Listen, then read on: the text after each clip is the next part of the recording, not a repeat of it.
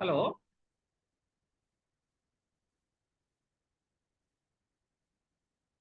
Hello.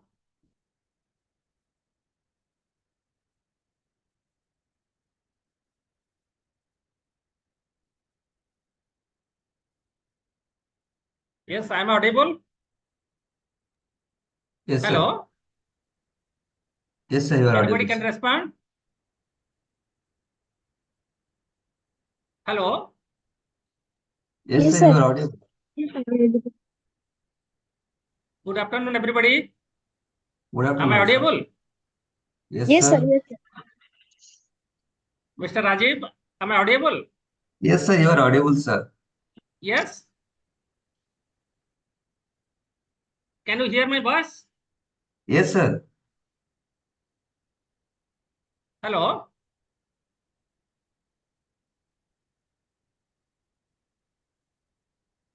Am I audible or not?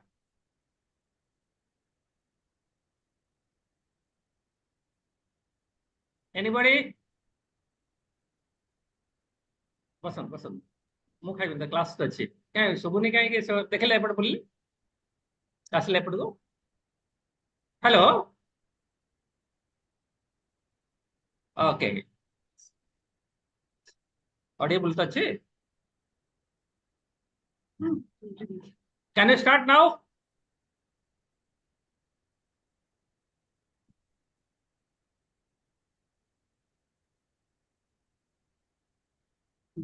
ঠিক আছে right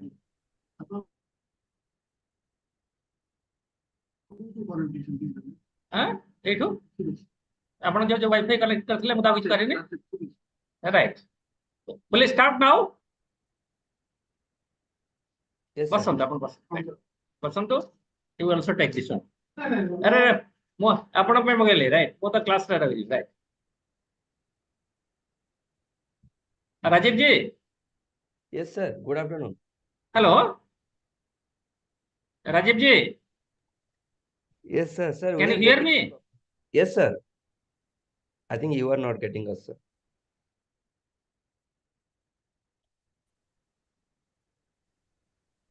can you hear my name my voice Yes, sir. all right you should respond no? I am unable to know whether I am right okay now we'll start yesterday we are discussing about insurance business how the insurance company may be life insurance maybe general insurance or reinsurance company how they do start with their business for doing insurance business that is mandatory they have to follow the rules regulations prescribed in the insurance act 1938 and IRDA act 1999 the insurance business cannot directly done by the insurance company the business of the insurance company, life insurance company, general insurance, reinsurance company, all these companies, insurance are being done through agents. Agents may be individual agents or corporate agents, right?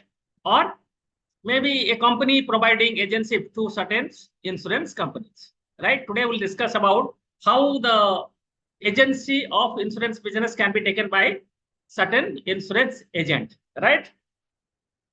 The issue of license for getting insurance agency is the applicant shall make applications to individual insurance companies, right?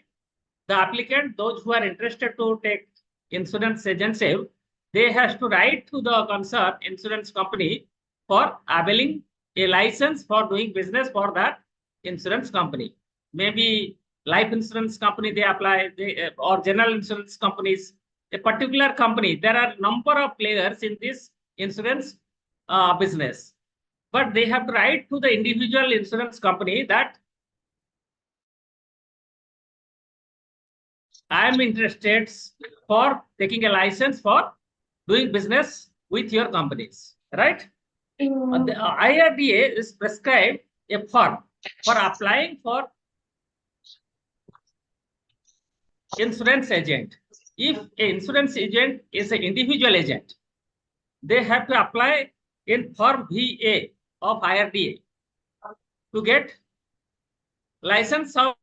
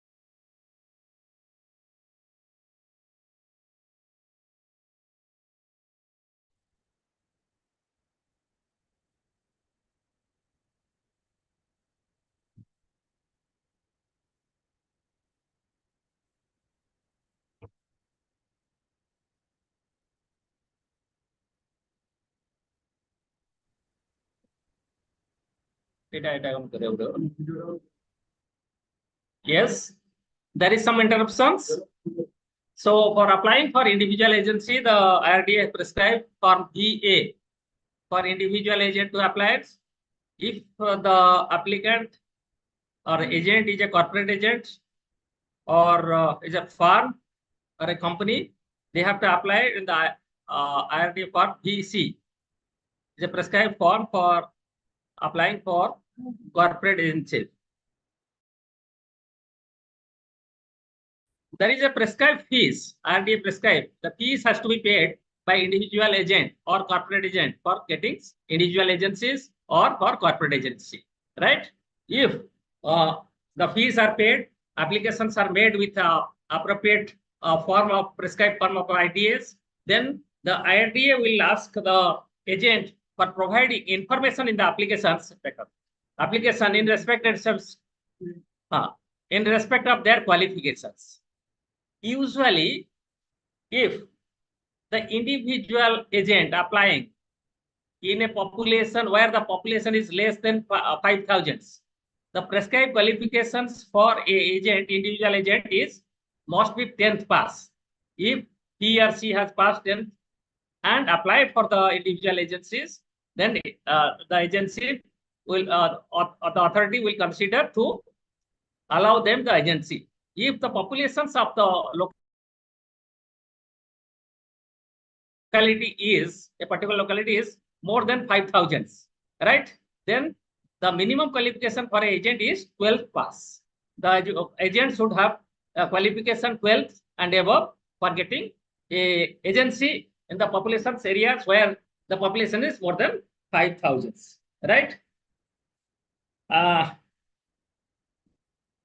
For getting off, before getting off a license from the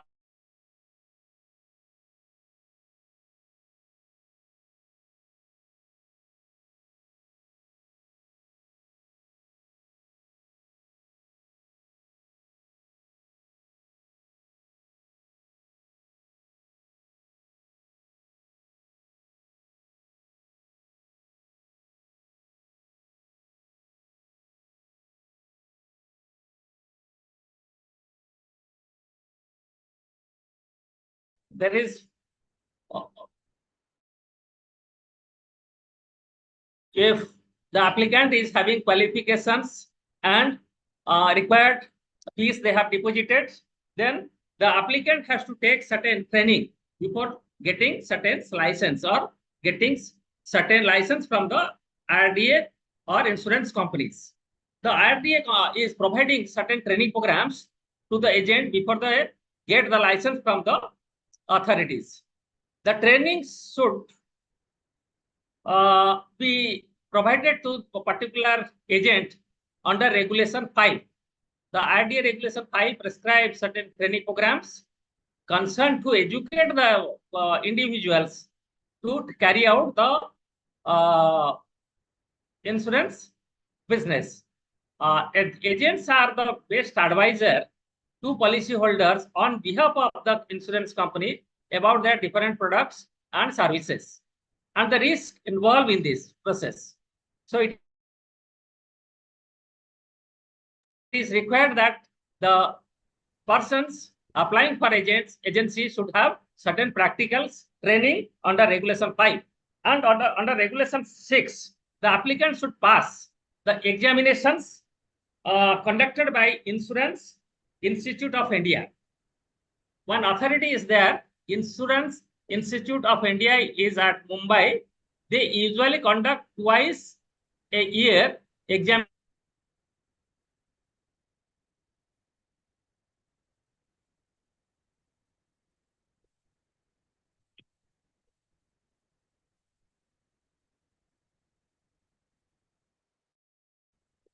The examination has to clear by the individual agent or corporate agent to have a license.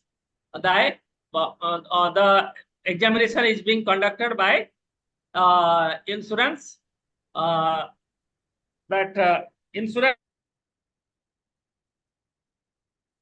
Institute of India. They usually conduct online examinations. The online examination has to be cleared by the individual agent to get the license from this. Apart from agent, there are certain surveyor, insurance surveyor also appointed like agent or loss assessors. Usually, surveyor and loss assessors are appointed by the general insurance company or reinsurance company to assess the losses of individual persons or the individual policy holders. Like agent, there is some prescribed, there is also certain prescribed rule of IRDA to follow to become a surveyor or one a loss assessors. Right? What are these?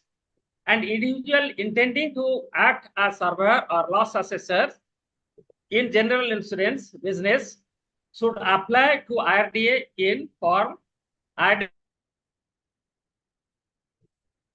form 1AF. There is a prescribed form by IRDA and that they have to apply like insurance agent, right? And the individual should satisfy all requirements of sections 64 UM read with section 42D of the IRD Act and Rule 56A of the Insurance Regulation Act 1939. There are certain regulations should mandatorily require that the agent should fulfill before to get on this. What are these prescribed on this? The required qualifications and payment of fees, the required fees, and the surveyor or loss assessor should also qualify the examinations conducted by the insurance authorities like agents. Otherwise, the license cannot provided to them. License will be given in form IRDA DLF. Under this form, the license is given to the individuals, persons as surveyor or loss assessors. For companies, there is a form, all the directors, partners, qualifications specified in sections 64 UM, subsection 1D of IRDA Act. If a applicant, a surveyor is a corporate house, all our company, all the directors and partner of the companies should name and qualification to be specified as per the norms of the IRDA, right? And having qualifications under section 42D on read with the section 42(4) of the Act. They have to, whatever the qualification prescribed, they have to qualify on this, all the directors, members, right? And they should qualify all these prescribed qualifications by the IRDA, right? Eligible firm will get license in the form IRDA 4LF, right? Like individual, the license to companies or firm can be given by the IRDAs in form 4LF, right? If they qualify all the norms of the IRDA. So these are all about insurance agencies, that insurance companies, maybe life insurance or general insurance or reinsurance company, they directly not accepting business from the markets. They accept policies through certain agent, appointing some authorized agent. Agents are being identified or given license by IRDA as per the regulations, right, of IRDA. After qualifying the prescribed examination from Insurance Institute of India, right? So they have to get license after this, that the whatever the examination procedures they have to follow, qualification piece they have to give, then only the license is given to accept policies from the policy holders. Otherwise, they are unauthorized to accept any sorts of policies from any policy holders, or the companies will not accept them as their representative. Now we'll discuss about Negotiable Instrument Act 1931. This is coming under Unit 2. Unit 1 is over, and I will give all the handouts after completion of the entire 5 units, right? So you will get all in the handouts, right? It's not required to refer the books. Then what is Negotiable Instrument Act 1931?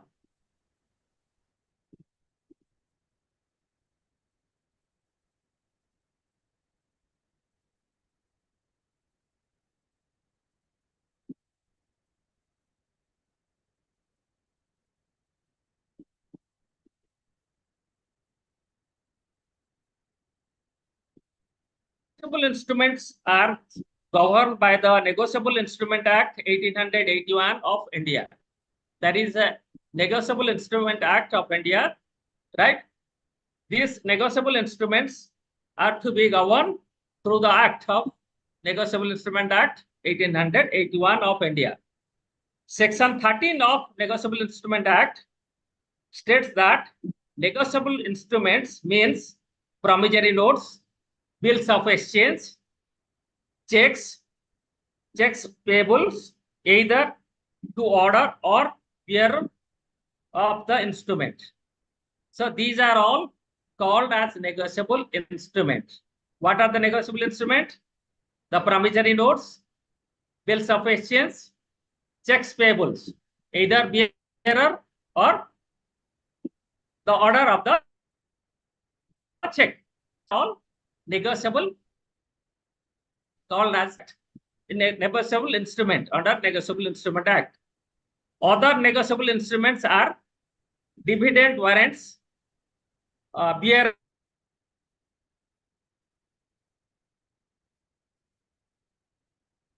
share warrants to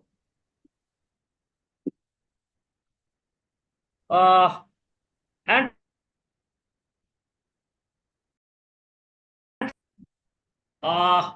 The definition of negotiable instrument is a negotiable instrument is a business document which is easily transferable, in which the property is acquired by anyone who takes it.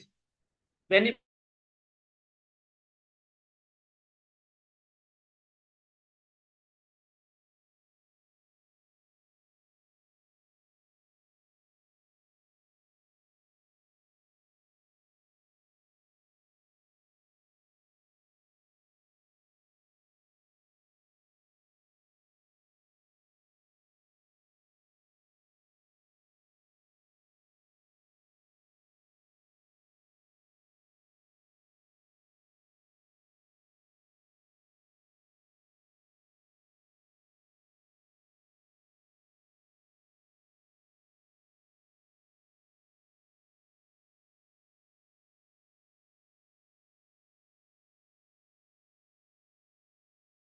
who takes it bona fide and for values, notwithstanding any defects of titles in the persons from whom he took it. This is the definitions of negotiable instrument. And negotiable instruments are having this definitions having different features. The total negotiable instruments is having certain features. The first feature is it is free transfer. It is not having any binding on this. Easy transfer from one to another persons. It is easily transferred. One in negotiable instrument is easily transferable from one to another. The next feature is free from defects. A defective instrument is not a negotiable instrument. It is the negotiable instrument should free from any sorts of defects. That is absolute and good title on transferee. Everything is given clearly, right?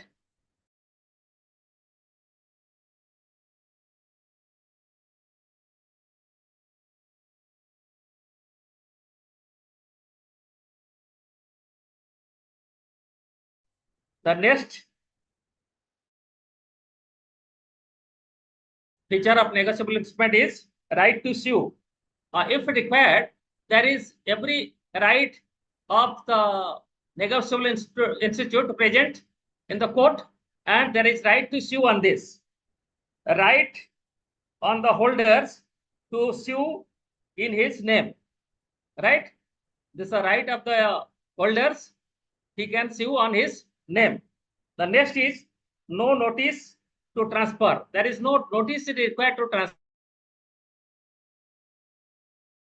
If somebody has given a check to someone, the bearer of the check cannot issue a notice that I am going to present on such and such date. It is not required.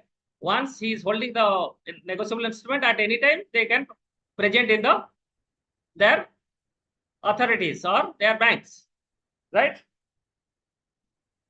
No notice to is transfer without serving any notice of transfer to the party who is liable to pay. There is no requirement to issue a notice to the persons who is liable to pay on this, right? Once it is issued, negotiable instrument means the party is having sufficient fund in his accounts for transfer, right? The next feature is presumptions as a NI. Is any papers given in shape of a negotiable instrument, it has to be presumed it is a negotiable instrument. Under section 118 and 119 of Negotiable Instrument Act deal with certain presumptions which are applicable to all negotiable instruments. Instrument has always obtained for considerations. Instrument means a negotiable instrument. It is always treated as a considerations, right? Means the negotiable instrument is being issued by a party to another's with certain considerations, right? A specific amount to be mentioned on this, right? Without having a specific considerations, it's not a negotiable instrument. The next one is credit on the parties. The credit of the party who signed the instrument and normally not dishonored. Once a party has signed the negotiable instrument, he cannot or she cannot dishonor this check. Means credit lies with the party who issues the negotiable instrument. A check payable to the order of a person or crossing it account pay. A check can be issued, a negotiable instrument in shape of check can be issued either by order or account pay only, right?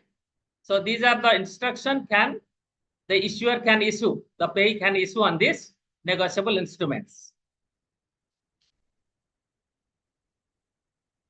Then what are the type of negotiable instrument available in our Indian markets, right? In India, law recognizes only 3 instrument as negotiable instrument. In our country, we are only using 3 type of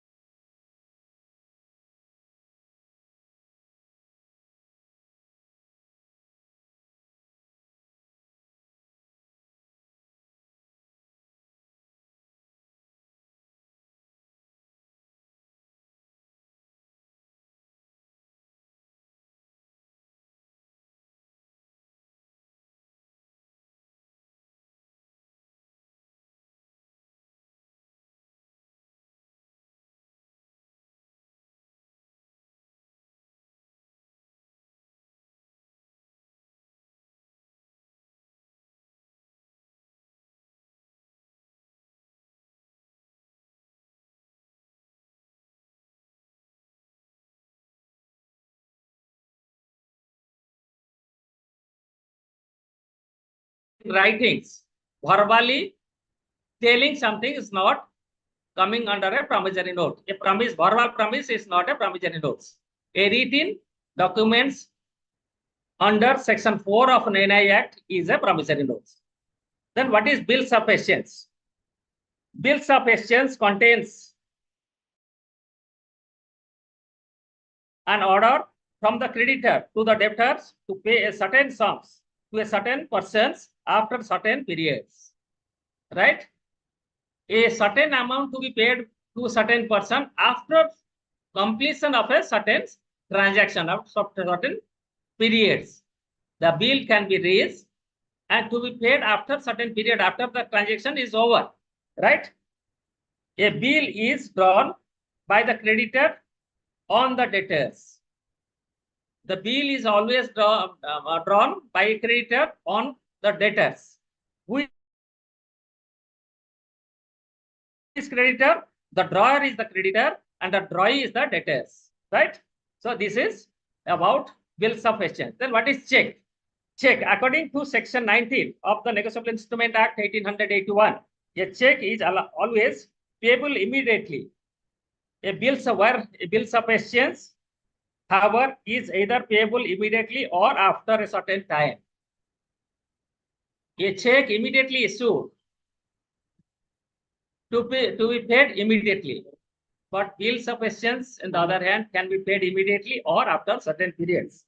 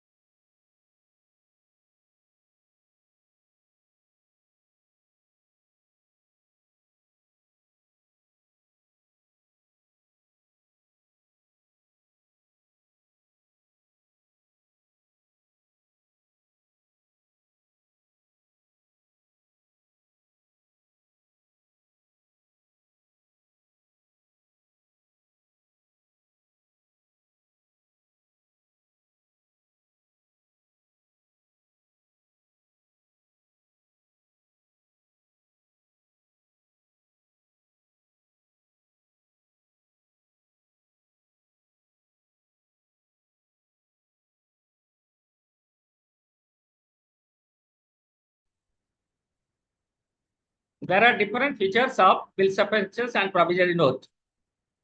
Instrument in writing. The features of bills of exchange and promissory notes are instrument in writing. This instrument or this negotiable instrument must be written only. There is no oral orders. This negotiable instrument has to be in written. On conditionals order or promise. In bills of exchange or promissory note, there is no conditions written.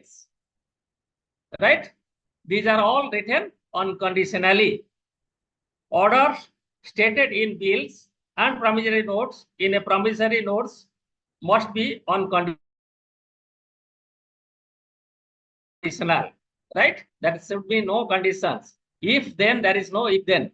Right? Once it is written and signed, means it is without having any conditions. The creditor has to pay to certain amount to the debtors. Drawn on a certain persons. Promissory notes or bills of exchange are being drawn with certain person, not a. It's not drawn blank, right? It has to be specified or drawn with a certain persons. Bills to be drawn on a certain person only. A certain sum of money. The money also given clearly, right? In word and figures clearly mentioned in the bills of exchange and promissory notes. The order or promissory promise to pay certain amounts without having a certainty. If it is blank, amount is not written, then it is not a negotiable instrument, right? Pay to be certain. A bills or a promissory notes, a bills of exchange or a promissory notes is drawn payable to a certain persons or to his order or bearer, but not on demands. But RBI can issue bank note making them payables to bearer in demands. RBI is can authorize to issue only notes, right? Not in names. On demands, whoever will hold is the owner of the bills or these promissory notes. Check this your currency note. This is a promissory notes. RBI governor is signing without having any name on it. Anybody will hold. The things will be owned by the person who hold the promissory notes, right? Signed by drawer or makers. All bills of exchange or promissory notes must have signed by the authorized person who draw it, right? Or make it. Delivery essentials. A negotiable instrument drawn on somebody, not delivered to the persons, is not having any validities, legal validities. To constitute a negotiable instrument, the bills or promissory note one signed to be delivered to the persons concerned. Otherwise, it is not having any validities under negotiable act, right? Once it is done, this has to be handed over to the drawer to the drawing, right?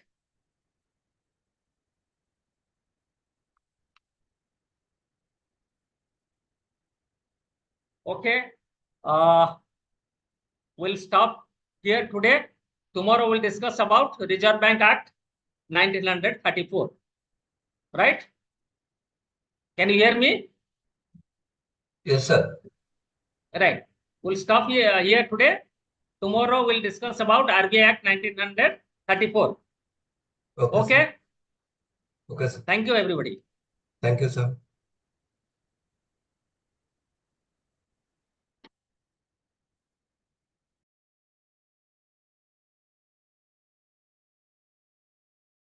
네, 어떤